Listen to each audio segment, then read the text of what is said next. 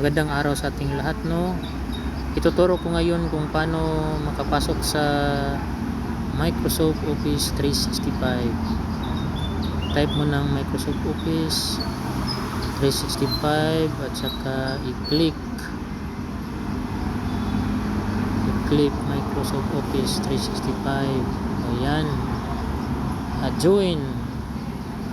At i-click mo ang iyong email. Type mo ang email ad. Gmail account. Okay, save. Gmail account na naman. I-type.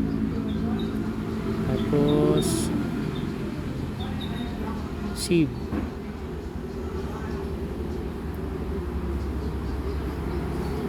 Save. Ayan. Verify your email. Saka yung yung mag-send ng pin code sa yung cellphone number. I-type mo yung pin code number, 6 na code number. Then proceed. Type number date. April 7.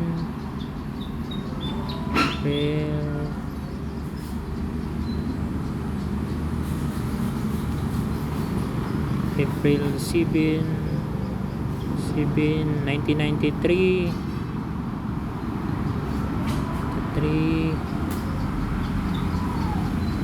And then save. 93. And then save. Yan. Type na ka rin ng yung number. Give me number. First name pala, first name. Middle initial, middle name. Tsaka save. Save.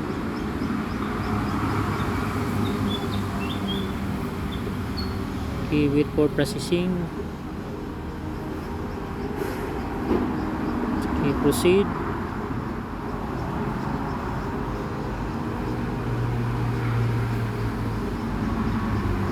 Identify yourself if a robot. I-point mo lang yung arrow kung saan arrow nakalagay. I-point mo yung motorcycle. And then verify. Ayan, verify. Motor sa left side, front. Verify. Ang car na naman, saan mag-point base sa arrow. Verified. Point by arrow. Verified. Right side. Verified. Front. Verified. Successfully verified. Next.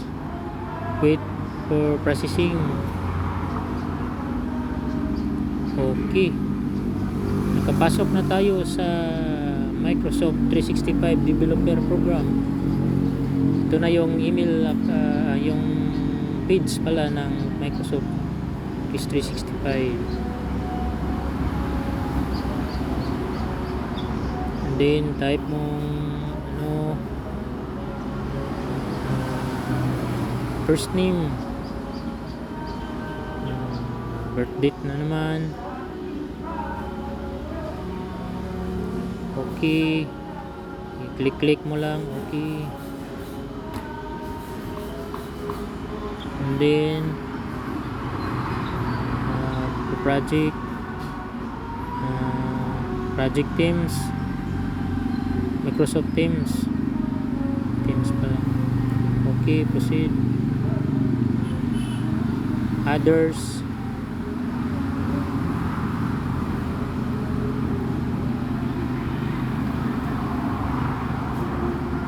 Verify yung bicycle. Click mo lang yung bicycle.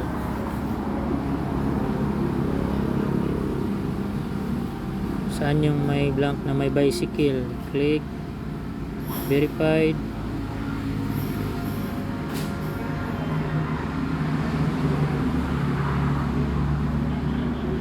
verified, wait for processing. Din yun, nakapasok na tayo sa Microsoft 365. Ito na yung nakalagay na lahat. Kita mo yung yung Microsoft Word.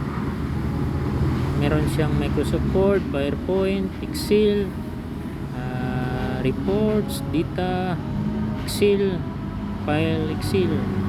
I-click natin ang Microsoft Word. Ang daming pagpipilian.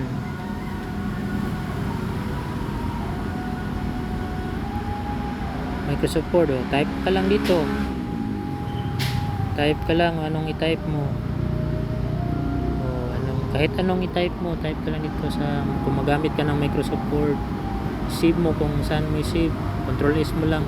Automatic na makasave yung sa drive mo.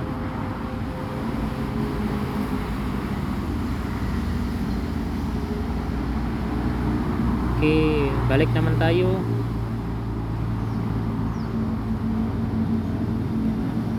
Control S mo lang, save na yun.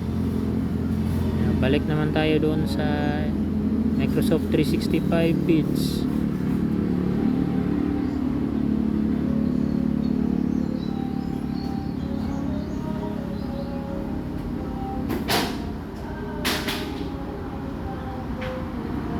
Okay, type ka lang, save.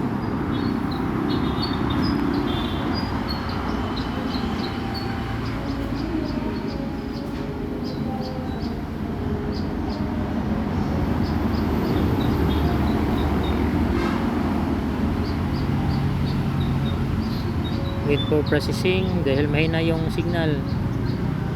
Okay, punta naman tayo sa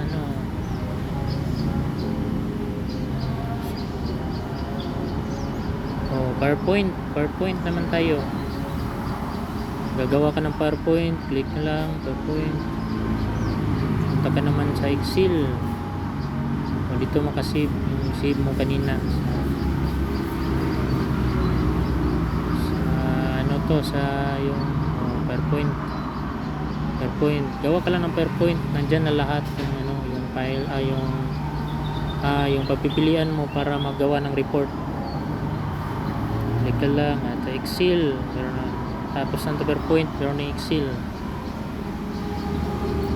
Click mo lang yung Excel.